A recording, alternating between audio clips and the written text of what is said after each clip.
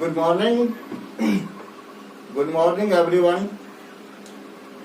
मैं अनिल कुमार आज फिर से आप लोगों का सबसे पसंदीदा YouTube channel Anil English classes में सभी व्यक्तियों का मैं हार्दिक स्वागत करता हूं।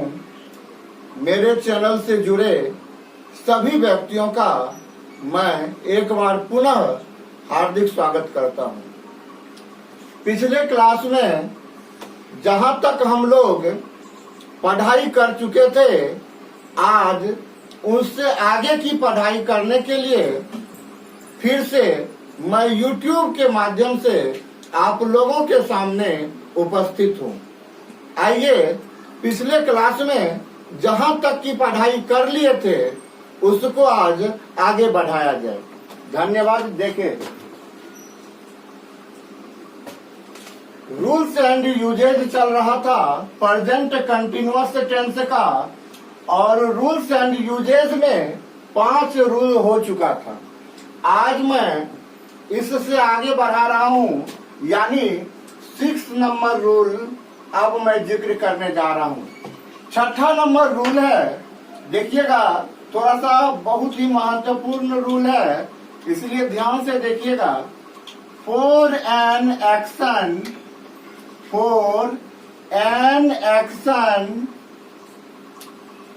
Happening, for an action happening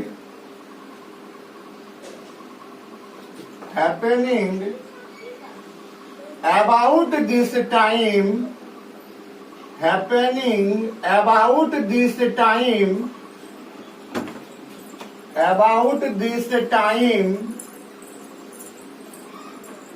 but happening about this time, but not necessarily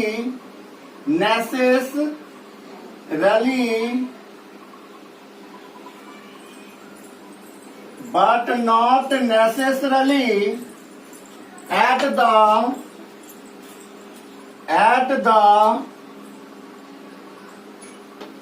moment of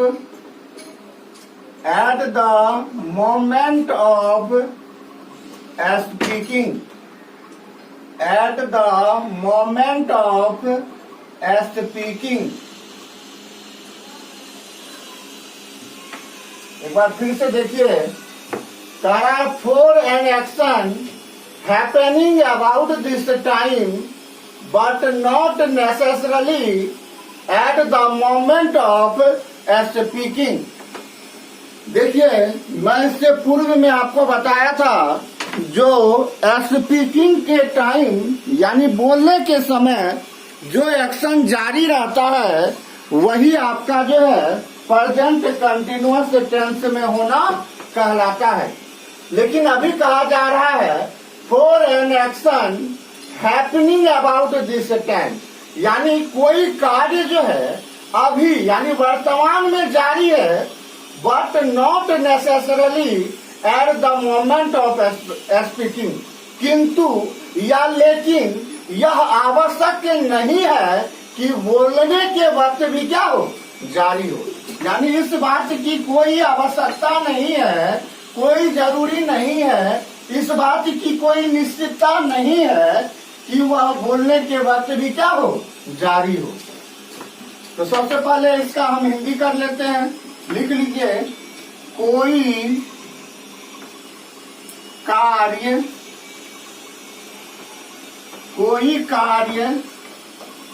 अभी जारी है,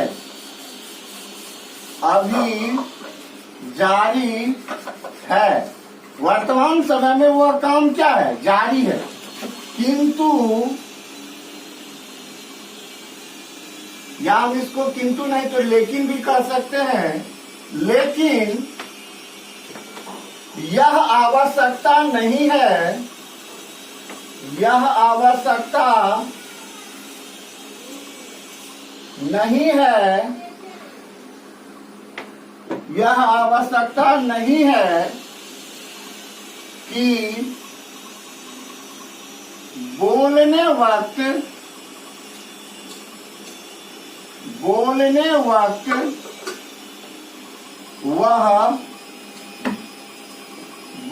वक्त वह जारी हो।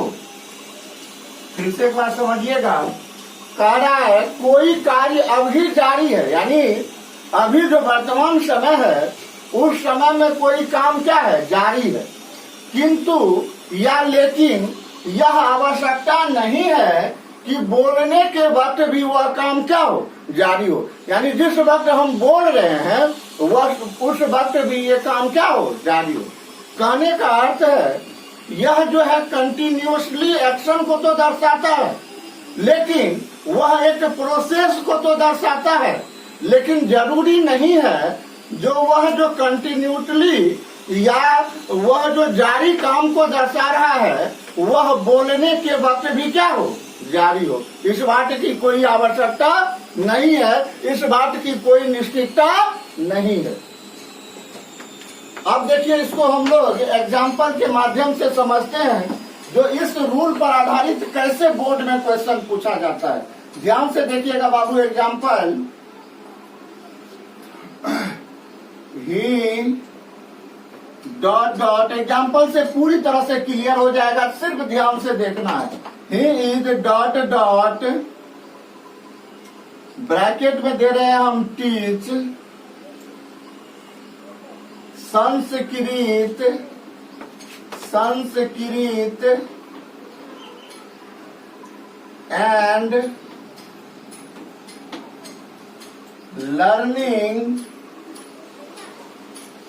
एंड लर्निंग कोई भी दे दीजिए हिंदी। अब इसके लिए आपको ऑप्शन 4 रहेगा। देखिए, पहला ऑप्शन आपको दे दे ही टाउट दे दे, दूसरा ऑप्शन दे दे टीचिंग,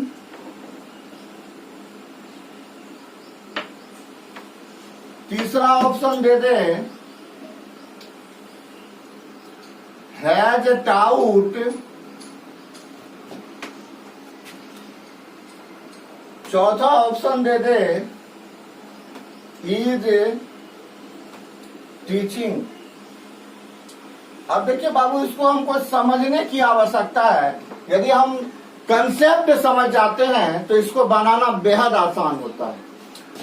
कह रहा है he dot dot teach Sanskrit and learning Hindi. देखिए, एंड लर्निंग हिंदी से ये ज्ञात हो रहा है जो ये सीखना उनका क्या है, जारी है। इसका मतलब है जो पढ़ाने वाला काम कर रहा है संस्कृत को, यह भी क्या होगा, जारी होगा। अब देखिए, ऐसा काम कह रहा पढ़ाना भी क्या हो, जारी हो, और सीखना भी क्या हो, जारी हो। लेकिन हो सकता है जब हम ये बात अभी बोल रहे हैं इस वक्त ये काम जारी ना हो, लेकिन प्रेजेंट टाइम में अभी छोड़ के 2-4 मिनट पहले या 2-4 मिनट बाद भी ये काम क्या हो, जारी हो। ऐसे कंडीशन में हम इसे प्रेजेंट कंटिन्यूअस टेंस में रखते हैं। तो आप लोग प्रेजेंट कंटिन्यूअस टेंस का स्ट्रक्चर जानते हैं, subject plus is am are plus V4। तो देखिए, इसमें इज एम आर नहीं है, डेट मीन्स ये ऑप्शन नहीं होगा। इसमें भी इज एम आर नहीं है, V4 है लेकिन इज एम आर नहीं है, तो ये भी नहीं होगा। इसमें भी देखिए इज एम आर और V4 नहीं है, तो नहीं होगा। यहाँ है इज एम आर में से इज है और टीचिंग यानी V4 है। तो देखेंगे क्या इसको ये फुलफिल कर रहा है। तो ये आपका सब्जेक्ट यहाँ पर है थर्ड पर्सन का सिंगुलर, तो ये इज एम आर में से क्या लेगा, इज, और उसके बाद मैन वर्ब जो है उस मैन वर्ब का ये कौन सा रूप लेगा, चौथा रूप यानी V4 लेगा। तो टीच प्लस ING क्या बन जाता है, टीचिंग। यानी आपका ऑप्शन डी नंबर क्या हो जाएगा, सही। यानी डी नंबर जो है इस बात को बिल्कुल सही साबित कर रहा है।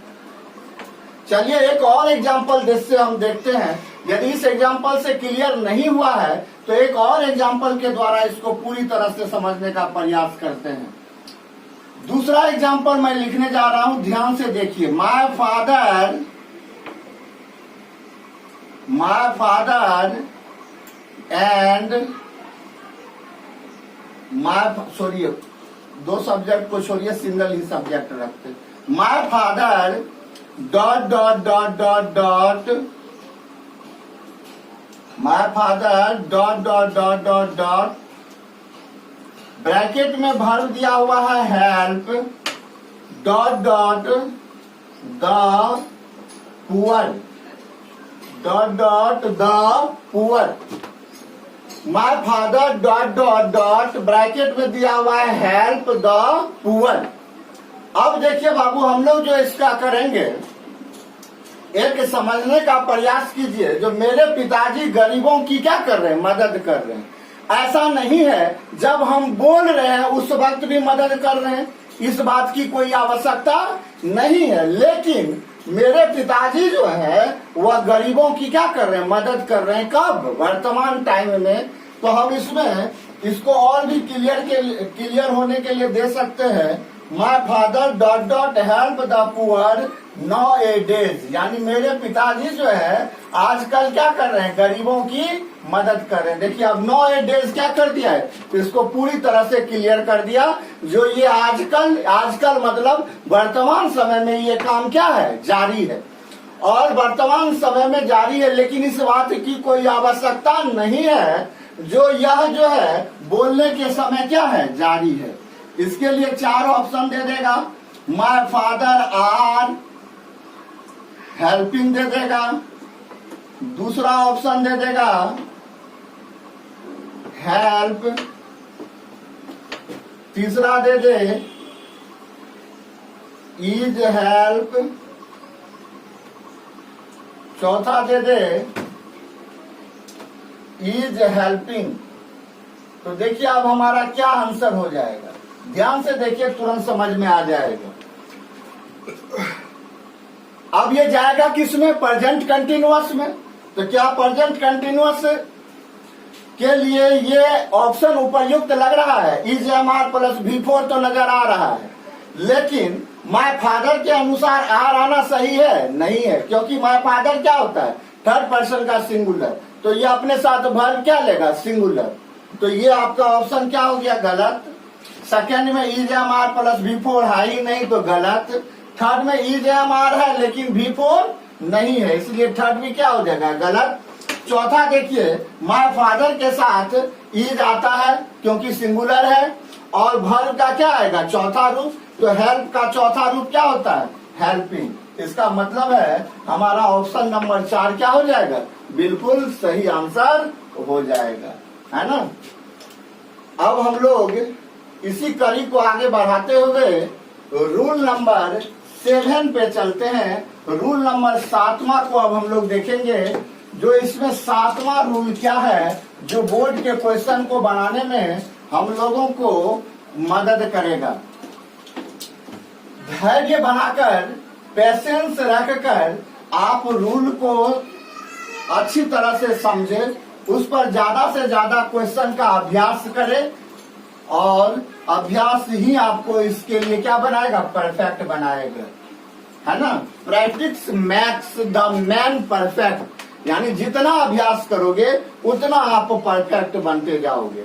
आइए रूल नंबर 7 हम लोग देखते हैं। जो 7वां रूल क्या कह रहा है, to saw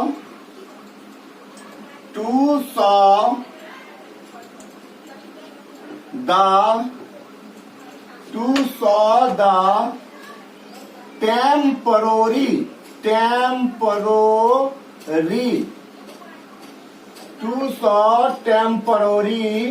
actions, to saw the temporary actions, यानी टेम्पोररी मतलब जानते हैं बाबू, परमानेंट मतलब अस्थाई, टेम्पोररी मतलब अस्थाई।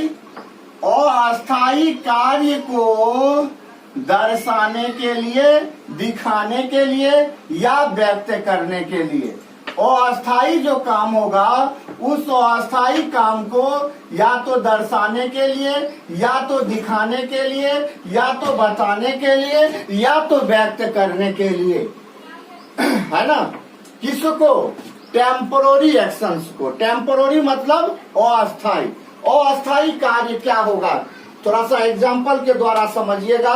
जो काम जो है बिल्कुल फिक्स नहीं है कितने दिनों तक होगा या क्या होगा, लेकिन अस्थायी रूप से वर्तमान में वह काम क्या है, जारी है।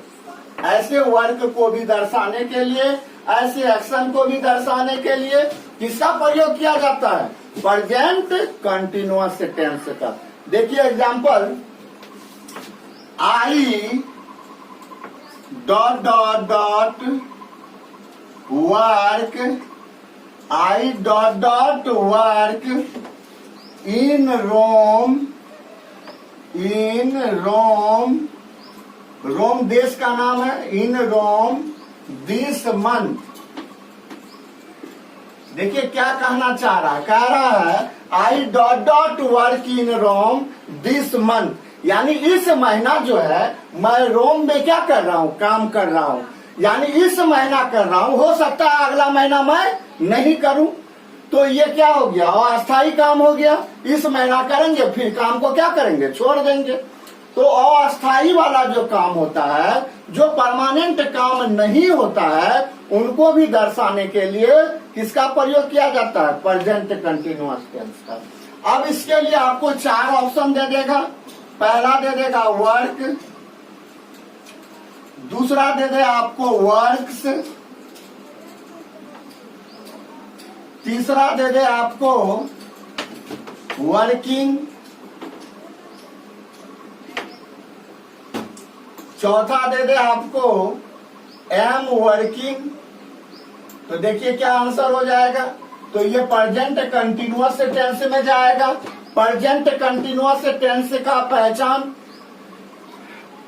काम क्या हो, जारी अवस्था में हो। तो ये इस महीना में काम क्या है, जारी है, लेकिन ये काम परमानेंट नहीं है। तो ये प्रेजेंट कंटिन्यूअस में जो जाएगा, तो ऑप्शन में से देखेंगे जो प्रेजेंट कंटिन्यूअस को कौन फिलफिल करता है। तो देखिए यहाँ पर प्रेजेंट कंटिन्यूअस का स्ट्रक्चर होता है subject plus is am oblique are plus V4। तो यहाँ पर इजम आर नहीं है और V4 भी नहीं है, पहला ऑप्शन नहीं होगा। दूसरा में भी इजम आर V4 नहीं है, नहीं होगा। तीसरा में V4 है लेकिन इजम आर में से कोई नहीं है। चौथा में देखिए इजम आर में से एम है और वर्ब का चौथा रूप है आई, अपने साथ क्या लेता है, इजम आर में से एम लेता है और वर्क का क्या हो जाएगा, चौथा रूप, तो हो जाएगा एम वर्किंग। यानी ऑप्शन नंबर 4 जो है इस आंसर को क्या कर देता है, फुलफिल कर देता है। चलिए नेक्स्ट क्वेश्चन देखते हैं। Sonam and Soni, Sonam and Soni dot dot dot work in America, in America,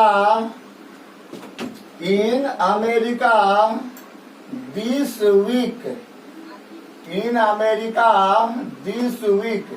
यानी सोनम और सोनी जो है अमेरिका में इस सप्ताह में क्या कर रही है, काम कर रही है। लेकिन इस बात की कोई आवश्यकता नहीं है जो ये अगले सप्ताह भी काम होता रहे, है ना। तो ये काम क्या हो गया, टेम्पोररी एक्शंस हो गया। और जब टेम्पोररी एक्शंस हो गया तो टेम्पोररी एक्शंस को भी दर्शाने के लिए कौन आता है, प्रेजेंट कंटिन्यूअस टेंस आता है। अब इसके लिए आपको ऑप्शन दे दे, इसमें हैज वर्क, दूसरा दे दे आपको हैज वर्कड,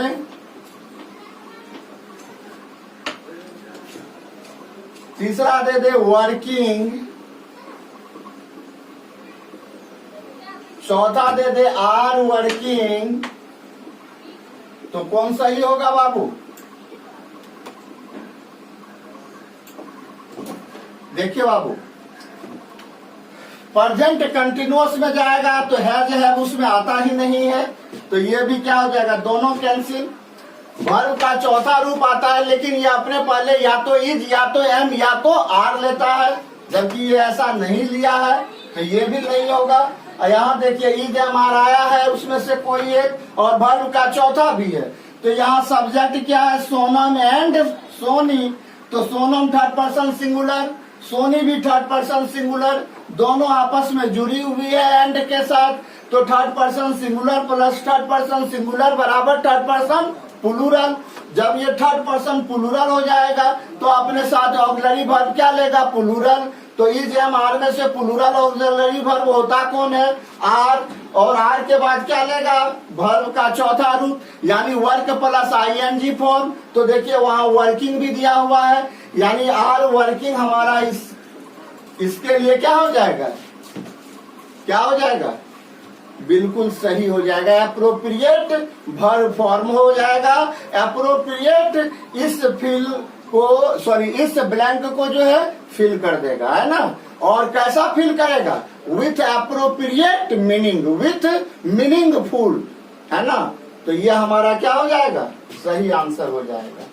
चलिए अब हम लोग इस बात को जब समझ गए तो इससे आगे की काम करते हैं, यानी रूल नंबर अब 8 देखते हैं। 8वां नंबर रूल देखेंगे। जो 8वां नंबर रूल जो है क्या है और वह बोर्ड के क्वेश्चन में कैसे हमें मददगार साबित होगा। तो देखिए बाबू, ध्यान से देखिएगा, किसी भी प्रकार का आपको दिक्कत नहीं होगा। जिस तरह से प्रत्येक रूल आपके समझ में आ रहा है, ये भी रूल बिल्कुल आपके समझ में आएगा। आइए हम 8वां नंबर रूल को जो है बताने जा रहे हैं। 8वां नंबर जो रूल होगा आपका कह रहा है to saw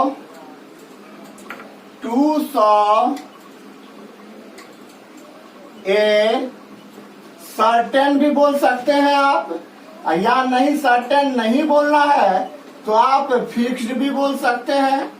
fixed future plan, fixed future plan, यानी भविष्य की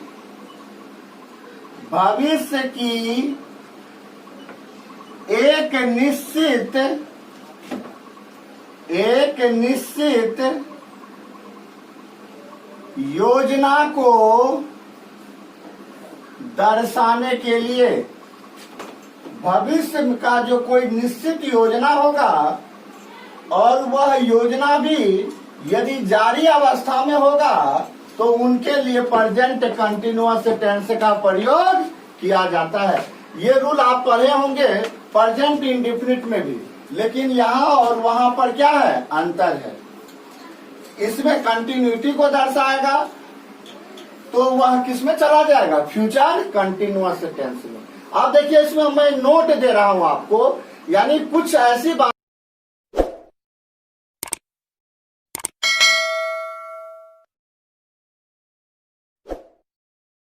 कि क्या हो? कंटिन्यू हो, यानी ये वर्ड नजर आ जाए और जो है वह वर्ब से हमें क्या बोध होता हो? कंटिन्यूटी का बोध होता हो, तब हम समझ जाएंगे यह वाक्य जो है प्रेजेंट कंटिन्यूअस टेंस में है। जैसे एक टुमोरो शब्द है, ये टुमोरो शब्द आ जाए वाक्य के कहीं भी, यानी वाक्य के अंत में। टुमोरो मॉर्निंग आ जाए, टुमोरो मॉर्निंग आ जाए, टुमोरो मॉर्निंग ना रह के टुमोरो इवनिंग भी दिया हो, या इवनिंग ना रहकर आफ्टरनून दे दे, आफ्टरनून भी ना रहकर टुमोरो इवनिंग दे दे। यदि टुमोरो इवनिंग भी नहीं है, टुमोरो नाइट दे दे। ये सब किसके अंतर्गत चला जाएगा? या रहे the day after tomorrow, the day after tomorrow, the day after tomorrow, या रहे नेक्स्ट मंथ, नेक्स्ट मंथ ना रहकर यदि नेक्स्ट ईयर भी दिया रहे, या नेक्स्ट ईयर, या दिया रहे नेक्स्ट मॉर्निंग, नेक्स्ट मॉर्निंग ना रहकर नेक्स्ट इवनिंग रहे, नेक्स्ट नाइट रहे, नेक्स्ट आफ्टरनून रहे, एटसेट्रा इटीसी। इनमें से यदि कोई शब्द आ जाता हो वाक्य के अंत में, यदि उस वाक्य में ये शब्द लगा हुआ हो और कहीं ना कहीं वाक्य जो है कंटिन्यूटी को दर्शाता हो, तब जो है हम इसे किसके अंतर्गत रखेंगे? प्रेजेंट कंटिन्यूअस टेंस के अंतर्गत रखेंगे। टू सॉ ए सर्टेन या फिक्स्ड फ्यूचर प्लान, जब एक निश्चित फ्यूचर प्लान होगा, भविष्य की योजना होगा और ये शब्द के साथ आता होगा वह वर्ब, तब हम समझ जाएंगे जो यह जो है किस में चला जाएगा? प्रेजेंट कंटिन्यूअस टेंस में चला जाएगा। किस टेंस में चला जाएगा? प्रेजेंट कंटिन्यूअस टेंस में, है ना। अब देखिए बाबू, टुमारो आने वाला कल, टुमारो मॉर्निंग यानी आने वाला सुबह, आने वाला शाम, आने वाला दोपहर, आने वाला शाम, आने वाला रात, या द डे आफ्टर टुमारो यानी परसों, टुमारो के बाद वाला डे, तो आने वाला कल के बाद क्या होता है? परसों। नेक्स्ट मंथ अगला साल, अगला महीना, अगला सप्ताह, अगला साल। नेक्स्ट मॉर्निंग अगला सुबह, नेक्स्ट इवनिंग यानी अगला शाम, नेक्स्ट नाइट अगला रात, नेक्स्ट आफ्टरनून अगला दोपहर इत्यादि। इनमें से यदि कोई भी शब्द हो और भर से वाक्य पढ़ने से ये पता चलता हो जो ये क्या है? एक सर्टेन फ्यूचर प्लान है, ये सर्टेन फ्यूचर प्लान के अंतर्गत आता है, तो उस वाक्य को भी हम लोग प्रेजेंट कंटिन्यूअस टेंस के अंतर्गत रखेंगे। आइए हम इसको अब एग्जाम्पल के द्वारा समझते हैं। ध्यान से देखिएगा, बिल्कुल आपको समझ में आ जाएगा। एकदम बोर्ड पर निगाहें रखिए, मेरी आवाज को सुनते रहिए, कहीं से कोई दिक्कत नहीं होगा। I dot dot buy a new pen, a new pen next week. Next week क्या कह रहा है? I dot dot buy a new pen next month, यानी मैं जो है अगले सप्ताह, मंथ नहीं है वीक है, अगले सप्ताह जो है एक नया कलम खरीदूंगा। यानी ये काम क्या होगा? निश्चित रूपेण होगा अगला सप्ताह में। ऐसे निश्चित प्लान के लिए, निश्चित फ्यूचर प्लान के लिए ये चला जाता है किसमें? प्रेजेंट कंटिन्यूअस टेंस में। इसके लिए यदि ऑप्शन दिया रहे बाइंग दे दे, दूसरा दे दे हैज, बाउट, तीसरा ऑप्शन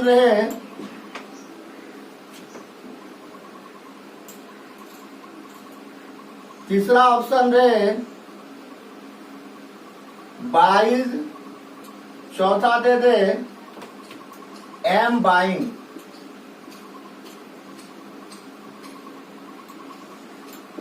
देखिए बाबू, तब क्या हो जाएगा आंसर? तो ये क्या हो गया? नेक्स्ट फ्यूचर पर, ये एक सर्टेन फ्यूचर प्लान हो गया, और सर्टेन फ्यूचर प्लान में इसको नेक्स्ट वीक दर्शाने के लिए प्लान को आया है। इसका मतलब ये चला जाएगा प्रेजेंट कंटिन्यूअस टेंस में। तो अब हम ऑप्शन में ढूंढेंगे प्रेजेंट कंटिन्यूअस। ये V4 है लेकिन ईजेएमआर नहीं है, ये नहीं होगा। हैज हैव कभी भी प्रेजेंट कंटिन्यूअस में आता ही नहीं है। ये हैज हैव या ईजेएमआर यहाँ ऑक्सिलरी वर्ब कोई नहीं है, जबकि आप जानते हैं प्रेजेंट कंटिन्यूअस में ऑक्सिलरी वर्ब आता है। इसका मतलब ABC आंसर नहीं होगा। आइए अब डी नंबर में देखते हैं। आई के साथ ईजेएमआर में से एम आता है और बाय का चौथा रूप क्या हो जाएगा? बाइंग, यानी ऑप्शन नंबर डी हमारा क्या हो जाएगा? सही आंसर, है ना। चलिए नेक्स्ट क्वेश्चन देखिए, एक और एग्जांपल देखते हैं। दे आर तो पूरा ही आंसर एक कर दे रहे हैं हम। दे डॉट डॉट ब्रैकेट में दिए हैं सी, द पीएम, पीएम मतलब प्राइम मिनिस्टर, टुमारो।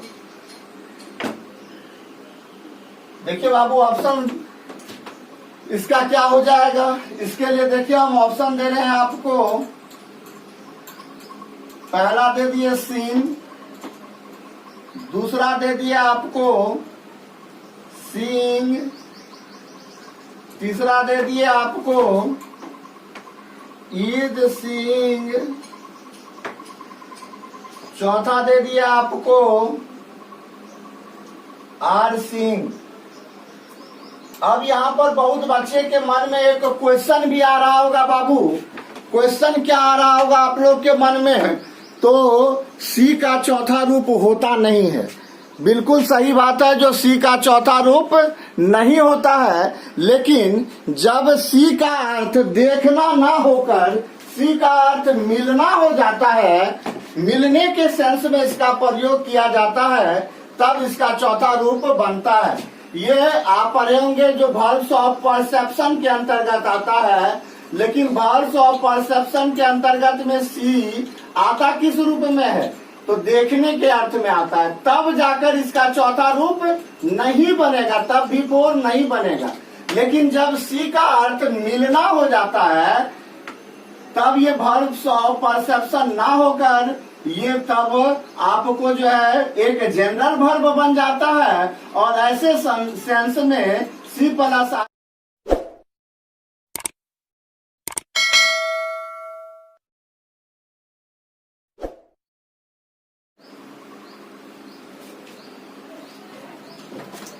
तो देख रहे थे हम लोग, जो यह जो है मिलना के अर्थ में सी प्लस भी फोर यानी ING फॉर्म जो है इसमें हो जाएगा, यानी तब ये क्या हो जाएगा, सिंग हो जाएगा। देखने के अर्थ में नहीं होगा, लेकिन मिलने के अर्थ में इसका चौथा रूप बनाना सही होता है। तो यहाँ पर देखिए इसका जब आंसर होगा तो EJMR नहीं है, नहीं होगा। इसमें तो V4 है लेकिन EJMR नहीं है, इसमें EJMR है और V4 भी है, और उसमें भी EJMR है और V4 भी है, यानी दोनों प्रेजेंट कंटिन्यूअस को दर्शाता है। लेकिन हम देखेंगे अब सब्जेक्ट के अनुसार क्या ऑक्सिलरी वर्ब यहाँ सही आया है। तो सब्जेक्ट क्या है, दे क्या होता है, थर्ड पर्सन का प्लूरल, और जब यह प्लूरल होता है तो अपने साथ वर्ब क्या लेगा, प्लूरल। तो यहाँ पर क्या आ गया है, आर, इज क्या होता है, सिंगुलर, यानी सी भी कैंसिल, आर आया है, आर क्या होता है, प्लूरल। इस तरह से इसका भी सही आंसर क्या हो जाएगा, ऑप्शन नंबर डी। आइए अब हम लोग इससे आगे बढ़ते हैं, यानी इससे अगला रूल पर चलते हैं, नंबर रूल पर।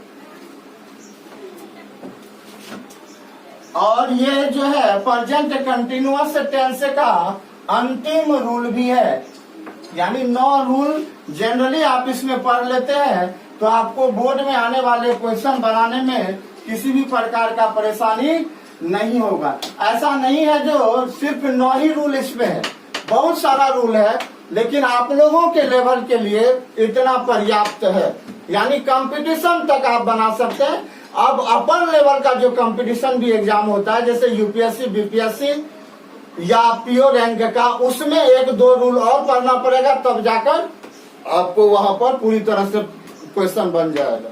लेकिन अभी वो रूल हम नहीं बता सकते हैं, क्योंकि आप 12th लेवल में है या ग्रेजुएशन लेवल में है, तो आपको इतना से ही काम चल जाएगा, और ज्यादा रूल हो जाने पर बच्चे जो है पढ़ना भी ज्यादा पसंद नहीं करते हैं।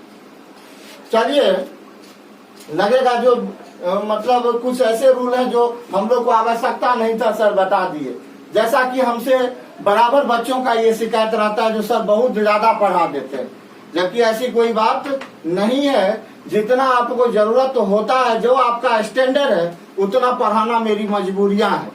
अब कोई टीचर 2 ही रूल पढ़ाकर समाप्त कर देता है तो हमें उससे कोई लेना देना नहीं है, उसका अपना एक फंडा है पढ़ाने का। लेकिन मेरा ये है, जो जितना आपको चाहिए उतना मैं अवश्य दूंगा, ठीक है।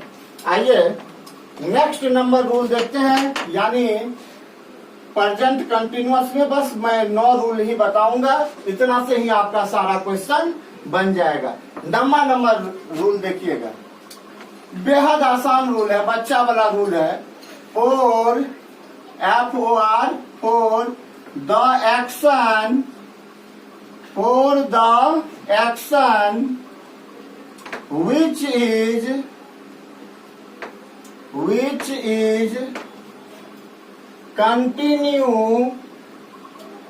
is continue at the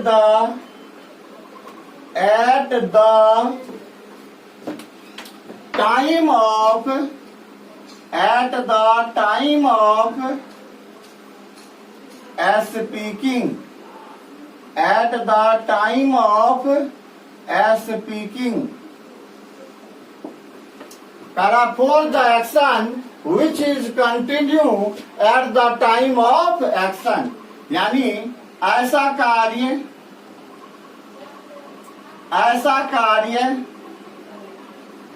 या एक कार्य जो बोलने के समय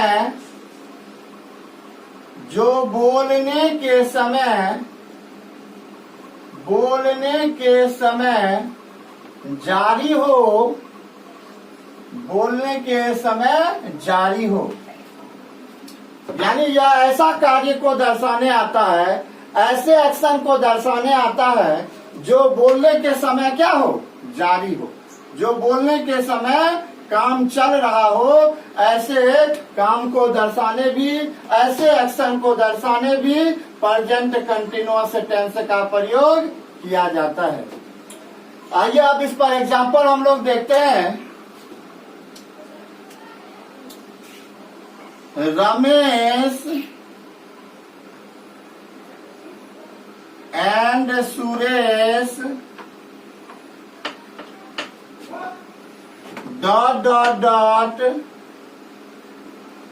read in the class now। कह रहा है रमेश और सुरेश जो है अभी क्लास में क्या कर रहा है, पढ़ रहा है। यानी जब हम ये बात बोल रहे हैं उस वक्त रमेश और सुरेश का पढ़ना क्या है, जारी है। यानी मेरे बोलने के समय में वह कार्य क्या हो रहा है, जारी है, यानी वह काम चल रहा है। ऐसे एक्शन को दर्शाने हेतु प्रेजेंट कंटिन्यूअस टेंस का प्रयोग किया जाता है। इसके लिए ऑप्शन देखिएगा, पहला आ जाएगा इज रीडिंग, दूसरा हो गया आर रीडिंग, तीसरा दे दे am reading,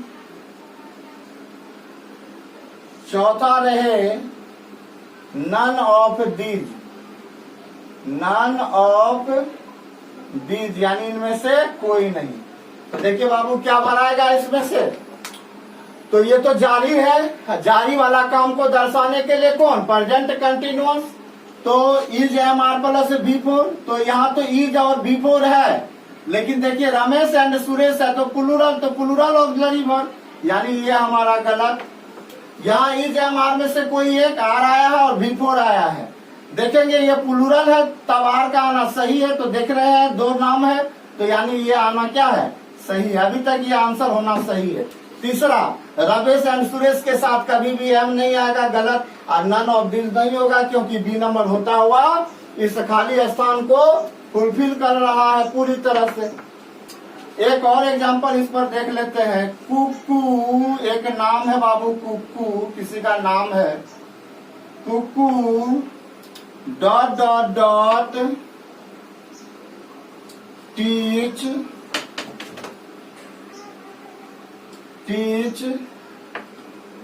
in the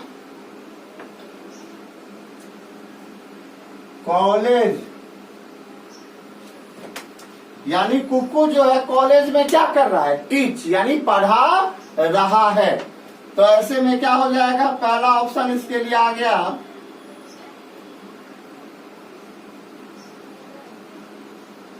teaching दूसरा आ गया टीच, तीसरा आ जाएगा आर टीचिंग,